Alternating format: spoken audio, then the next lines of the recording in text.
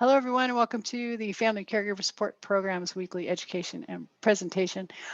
My name is Michelle McGuire. I am a case manager with the Family Caregiver Support Program. I'd like to introduce the rest of the team. We have Olga Yamawaki and Valerie Moreno, also case managers on the team with me. Today, my presentation is going to be on caregiver burnout. First of all, burnout in general. I think most of us have heard about it. Burnout is basically a state of emotional, mental, and typically physical exhaustion brought on by prolonged or repeated stress.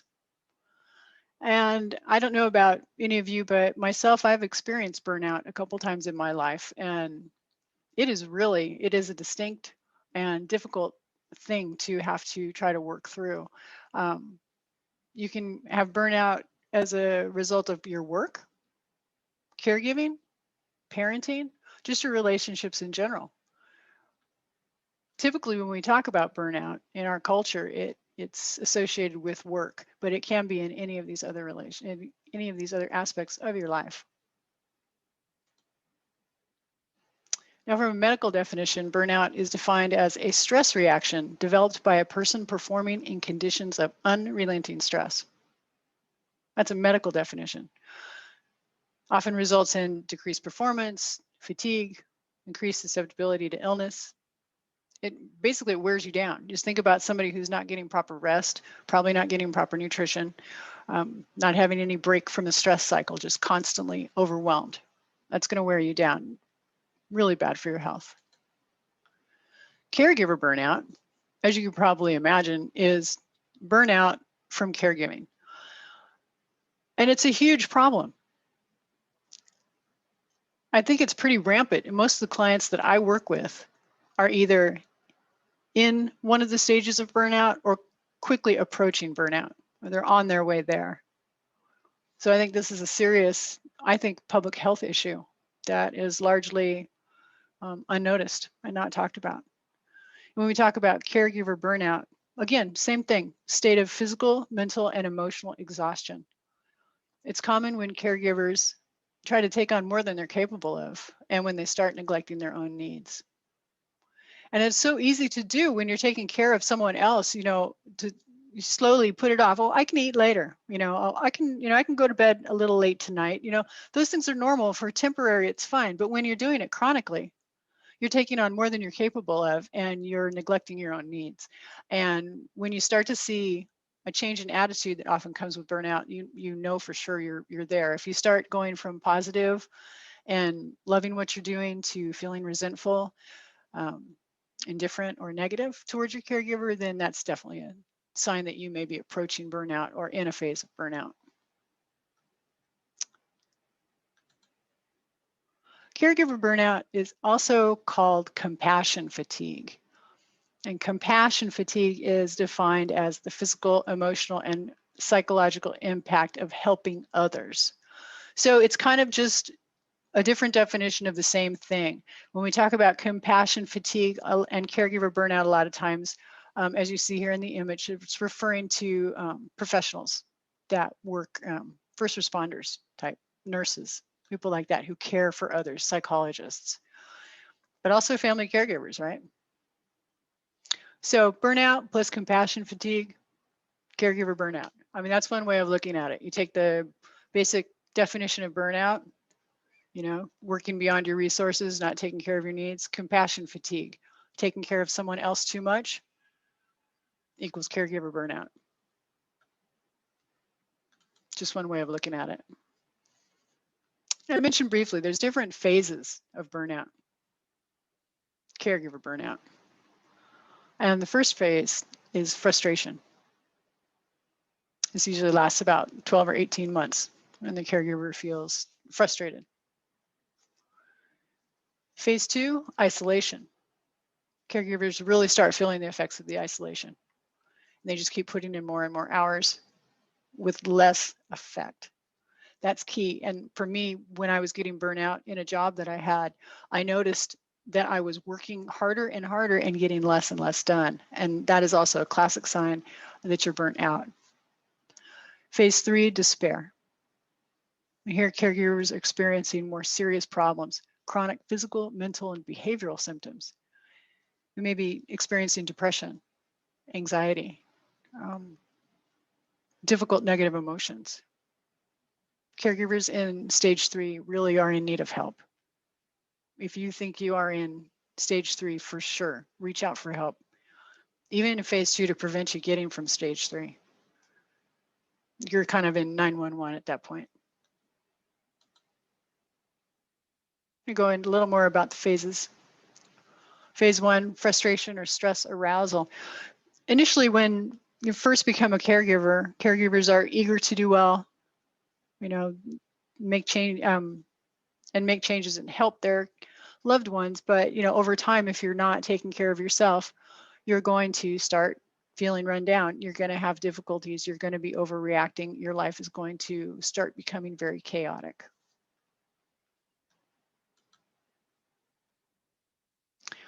You may have new or worsening health problems. Your concentration may be affected. All of these. You may start self-medicating with alcohol or smoking. You may start cutting back on your social or leisure activities and neglecting your other responsibilities. Phase 2, isolation. And this is important. I hear this from my clients a lot. They kind of lack a sense of purpose. They're kind of lost. They've lost themselves. They may feel victimized. They may feel put upon. They may feel underappreciated or criticized. They may start to talk about caretaking as maybe not as enjoyable as it was at first. They may start to detach from others. Yeah. And they may feel that people cannot relate, because nobody else is there with them. Maybe all the siblings aren't helping, or if they have siblings. And so when you're isolated in the home with somebody all the time and you're not taking care of your own needs, you're not talking to other people, you're going to start to feel like you're the only one in the world. Phase 3, despair. We'll talk a little bit more about this. Much less energy. Getting sick a lot. Waking up exhausted. Neglecting your own needs. Either because you just don't have time or you just don't care anymore. And just not caring anymore, that's another sign right there.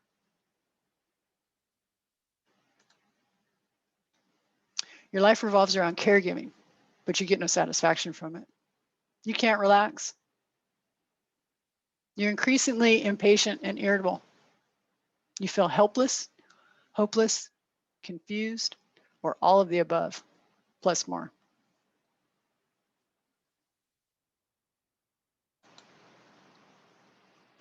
So there is a difference between burnout and depression. Depression, I think, definitely part of burnout, but depression itself, it's a clinical mood disorder, unlike burnout, which is a result of extreme stress. When I'm talking about depression here, I guess I'm talking about clinical depression, not a temporary situational depression that might happen. Let's say if you ended a relationship or you lost a job, you may go into a temporary depression. That's different from a clinical depression, which would be diagnosed by a clinical professional. Yeah. Burnout is usually more achievement related than depression. Depression is more serious and best managed with therapy. Burnout is addressed by stress reduction. So how to cope if you find that you are burnout or you feel you might be on the way? Empower yourself. One of the biggest problems is that caregivers, they're not getting their own needs met. They're not taking care of themselves because they don't have the resources to take care of the care recipient and take care of themselves. It's just overwhelming. So you need to empower yourself, no matter how small. And this could be just having a cup of tea in the morning, finding some way to take back a little bit of control in your life. You need to feel appreciated. You need to ask for help. Find ways to give yourself a break. Find ways to get support in a support group or talking to friends, family. Find someone, reach out to a case manager if you're in one of our programs. Sign up for some kind of support program. Just do anything you can to try to help yourself.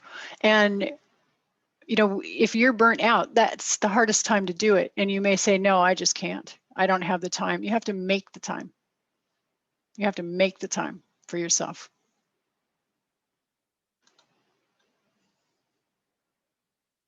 And I just mentioned this a little bit. Feeling powerless over the situation is one of the biggest factors in burnout.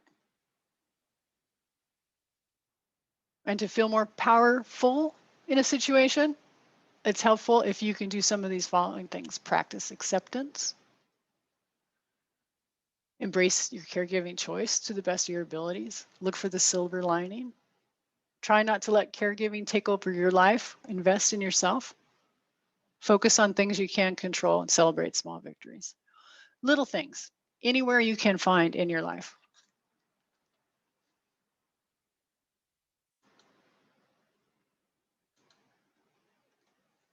Getting the appreciation you need.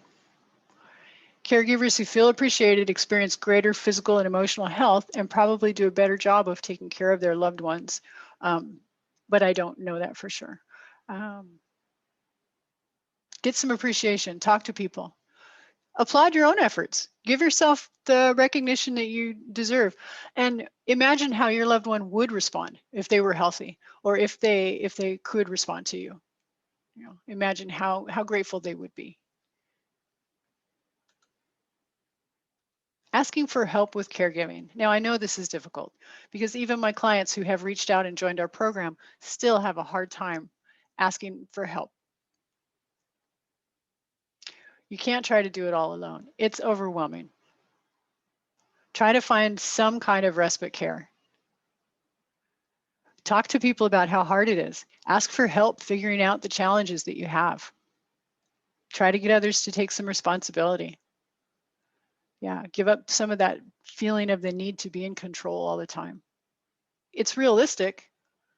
Somebody should be in control all the time, but it's not realistic for you as an individual human being. It's not realistic for one person to be in control all the time. It is realistic to be in control all the time, but not from one person. So accept help and give up some control. That's the point. Give yourself a break. Have I lectured you enough about this already? If you're not regularly taking time off, do it. You're going to accomplish less in the long run if you do not take breaks. After a break, you're going to be more refreshed and be able to do more.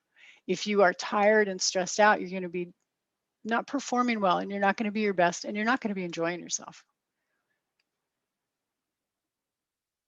Maintain your relationships. Share your feelings. Do things that you like.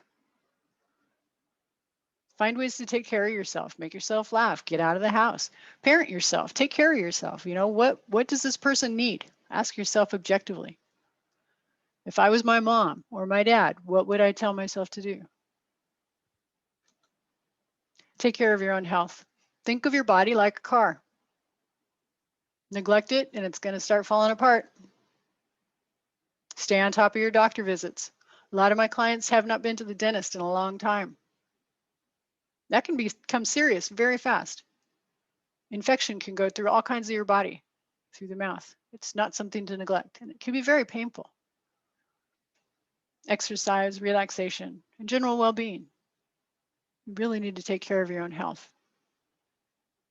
I think if my clients gave half of the energy they gave to the care recipient to themselves, they'd be well taken care of. Join a support group. Yeah, you're going to find people that you can relate to. People who are going to appreciate listening to your problems and understand what you're talking about. You'll be able to help other people with your experience and get help from others when you listen to their experience. You'll be able to break through that isolation problem. When you see that you're not alone, you'll be able to talk to people. Because isolation is a big problem. Yeah, and you may find people who have care recipients with the same illness. You can share things that work and don't. So that's pretty much the end of this little talk on caregiver burnout. Do have some resources for you. Our program, the Family Caregiver Support Program, housed by St. Barnabas Senior Services. That's spelled incorrectly there, Senior Services, at the phone number. You can also call the USC Family Caregiver Support Program if you don't qualify for our program. There's also national organizations that you can check out online, the Family Caregiver Alliance, the Caregiver Action Network, and you can search for Elder Care Services. They'll have all kinds of information on burnout, what you can do, what to watch for, but it's all pretty much the same information that I just shared with you today. It's basic stuff, but it's super important. It seems simple, which is great, but it seems hard to do for some reason. But you really, as a caregiver, you need to take care of yourself. And that's our main point from today. So with that, I'm going to go ahead and open it up for questions. Feel free to unmute yourselves. Questions or comments? Olga, you're muted still.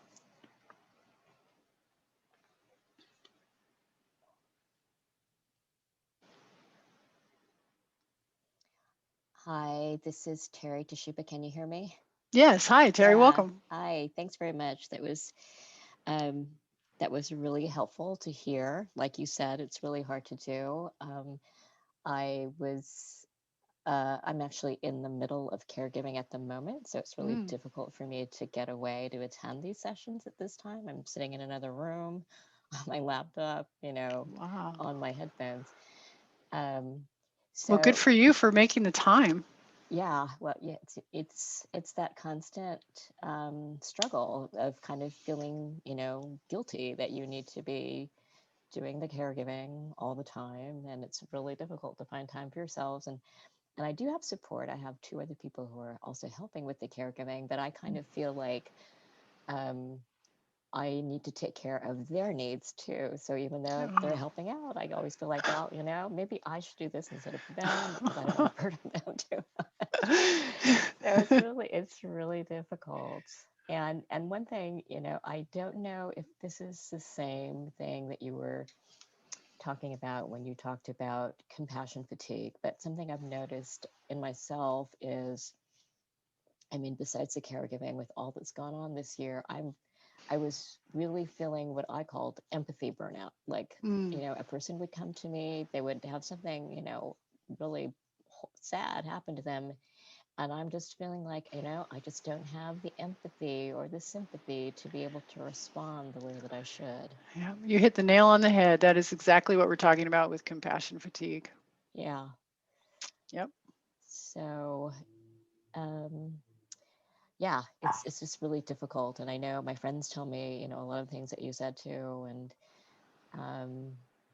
I've reached out to Olga, so I'm hoping to touch base with her this week and hopefully discuss some other resources, which will help to lighten my burden a little bit. But yeah, it has been a struggle. Well, I'm so glad that you joined us here today. That's a huge thing that you did for yourself, and I'm really glad you did. I hope that you join Olga's support groups on Tuesday, and come to these future talks too. Yeah, I am going to make the effort. That's great, because I think that you will do better. You'll do better because of it. I don't know. Are you glad that you attended? I am glad that I attended. Yes. My friends tell me what you've told me, but it, unfortunately does make a difference when a professional says it to you.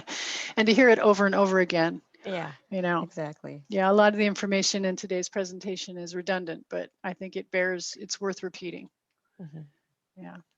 Yeah. Well, good luck to you, and thanks again for joining. Olga, did you have anything you wanted to add? Well, I just want to say hi to Terry. Hi, Terry. Hi, Olga. Nice to see you. And I'm glad you made it today because, like Michelle said, a lot of this information, it's redundant, and we always tell our clients, this, but I think it's helpful that they hear it all the time, because then little by little, they'll start implementing just little changes. Right. Yeah. Take like a 5-minute break, and, it just starts with that. So I'm glad you made it, and, you're on the right path of hopefully in us helping you with your caregiver burden. Right.